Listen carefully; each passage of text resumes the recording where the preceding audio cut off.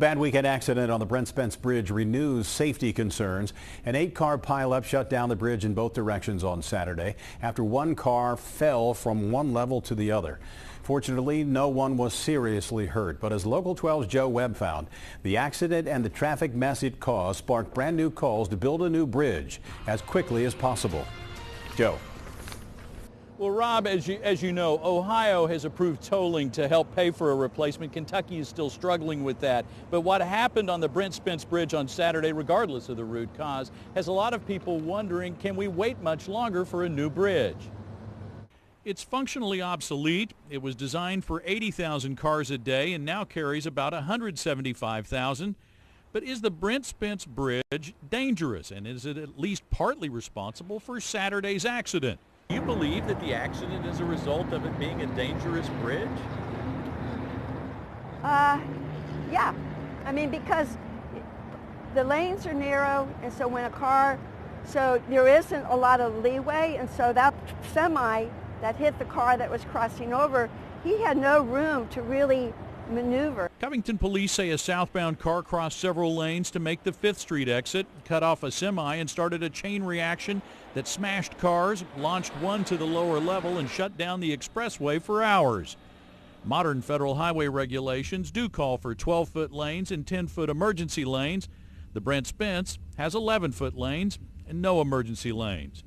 Drivers often have to change lanes on the bridge to get where they're going. Daily driver Belinda Penn says that doesn't always work so well. And you've been driving that bridge for 13 years. How often have you seen a problem on that bridge when somebody's trying to get from one side of it to the other? Constantly. I don't know if it's the driver or if it's just the fact that the bridge is just not big enough. Wide enough or too narrow, the bridge is what it is. Belinda Penn says her children won't ride with her when she drives across it. She wants it replaced. It says the biggest problem for her isn't the bridge. But I think it's big enough. It's just the people that's driving it. You know, they just need to learn how to merge. People don't need to learn how to drive. Now, Sherry Carran is obviously a supporter of building a new bridge and building it soon. Her other concern that she expressed today was the drain on the city of Covington's resources. On Saturday, she says every Covington police officer on duty was either on the bridge or directing traffic away from the accident. Rob? Yeah, I know you drive this bridge a lot, Joe, as do I. I always feel pinched when I'm coming up out of Ludlow. Actually, it's Covington there. And you get on next to the wall and then you got a semi next to you. It just doesn't feel like there's enough room for everybody, does it? You know, it doesn't feel as comfortable as newer modern bridges. I don't think there's any question about that.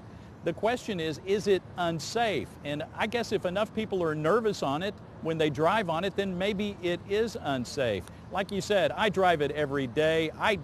I'm so used to it. You know, I'm oblivious to how close everybody is. It would be nice to have a place to pull off if you had a problem though, wouldn't it? Absolutely, and that's the one problem here, is if you have car troubles on that bridge, your troubles just escalate. Yeah, Joe, thanks very much. The recommended plan for the bridge is building a new span just west of the existing one.